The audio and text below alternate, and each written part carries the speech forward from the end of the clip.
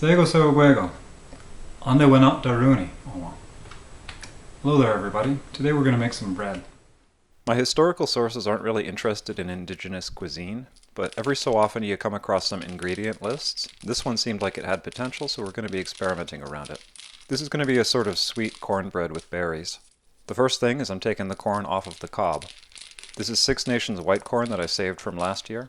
White corn is a variety of flour corn, which means that the kernels have got very thin hulls, which makes them mill nicer into flour. Separating is simple enough. I use my thumb to empty one row, which creates some room for movement, after which I can just twist the cob and it all empties off pretty quickly. I'm using about 4 cobs worth of corn. Now I'm going to pop the corn. This will make it taste a little bit nicer, it'll make it easier to mill. The practice of this should be identical to popping corn on a stove, minus the fat. I didn't do it quite right, I think I put too much corn in at a time.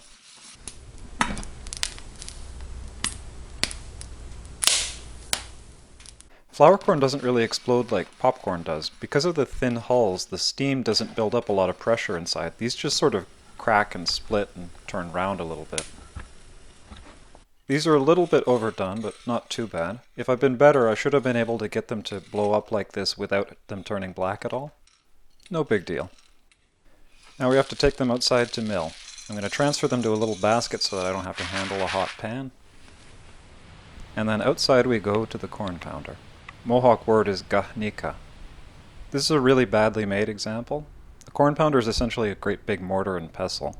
The way that these are made is you put a little ember on top of a log and then you just blow on it until it eats into the log. Then you scrape away the char and repeat the process until you got it deep enough. This is harder than you'd think. Eventually, just through the action of use, the inside will be worn perfectly smooth. But we ain't there yet.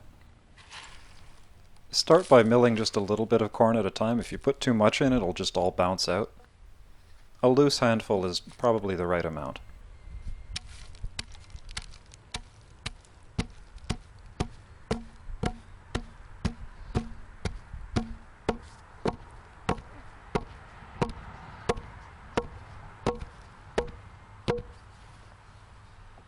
Then once it's all broken up, I just add another handful on top and repeat the process.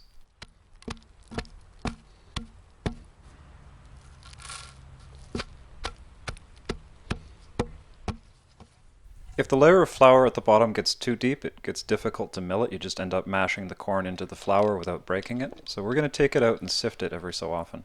I'm just using a modern sieve here. Historically, people would have used an ash basket with very tight weave for this. I don't have one, so just a kitchen sieve. But what is a sieve if not a metal basket?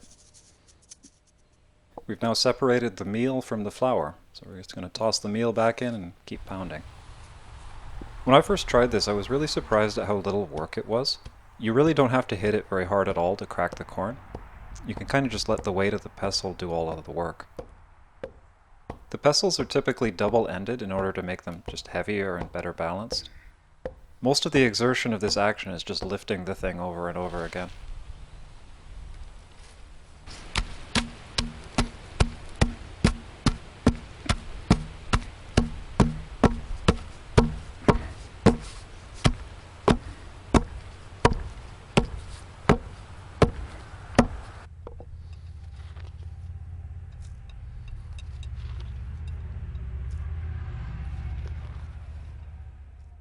Eventually, I have milled all of the corn.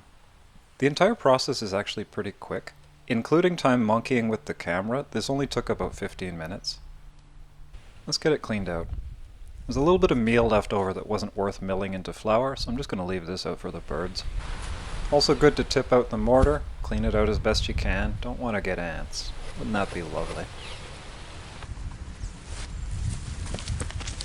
Let's head back to the kitchen, take our spoils, and start cooking. Here's our finished flour. I was actually surprised at how fine I was able to get it with just the wooden mortar and pestle. It's not quite as fine as like store-bought flour, but it's pretty close. I'm going to get the dough started by pouring in some maple syrup. Nice big glug. Mix it all up, see how far that went, add another glug.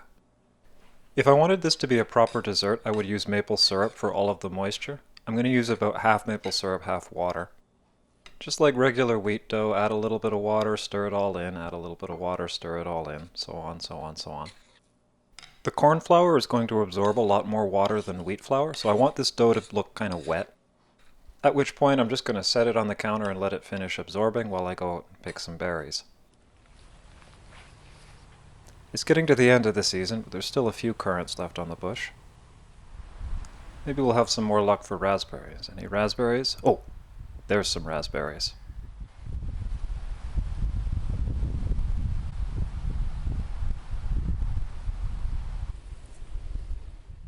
I'll skip ahead to where I've got enough and we're back in the kitchen.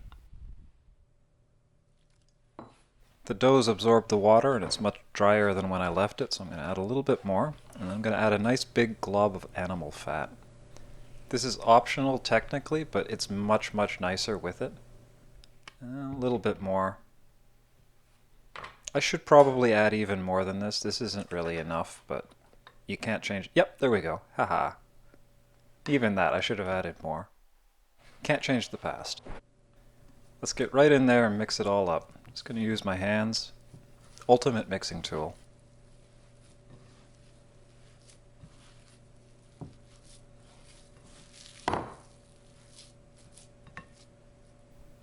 It's all more or less uniform now, so I'm going to add the berries that we picked out there. Stir those in. It looks like it could do with a little bit more, so I'm going to add some mulberries that I picked while I was on a walk waiting for the camera to recharge. Corn flour doesn't have gluten, so the dough doesn't stick to your hands the way that wheat flour does. Because I'm greedy, I want even more berries. I'm going to add some wild strawberries that I picked a couple of months ago and froze, and some service berries that I froze a couple of weeks ago. Turn it all in until it's a nice uniform mash, and then we're ready to bake it. Just going to use a cookie sheet. Don't have to do anything to prevent it from sticking. This stuff doesn't stick like wheat flour. Make some little balls of dough and then just pat it flat and put it down on the tray. Easy as pie.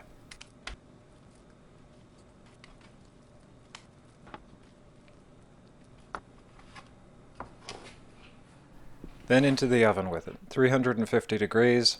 I don't know if that's the right temperature. Whatever. 45 minutes later, they're all done. I probably should have put them at a different temperature, but what have you. Let's go see how they taste. So, now we're all done.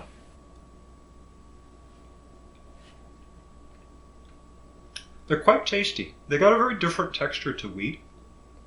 For one thing, they're very dense. I think I probably should have put maybe twice as much fat in them as I did. Corn flour doesn't seem to rise the way that wheat flour does, so any sort of airiness comes from fat making little bubbles and melting out. I should have put more fat in them, but it's tasty enough as is. Corn flour's got a different taste to wheat flour. It's nuttier and earthier. So the taste is very good, even if it is a little bit dense and a little bit dry. It's kind of like a fruit muffin, a little bit. It's sort of the closest analog I can give. And like a fruit muffin, these are much better with a bit of butter on them. So if we can be a little bit anachronistic, with a little bit of salted butter, these are absolutely delightful. Oh yeah.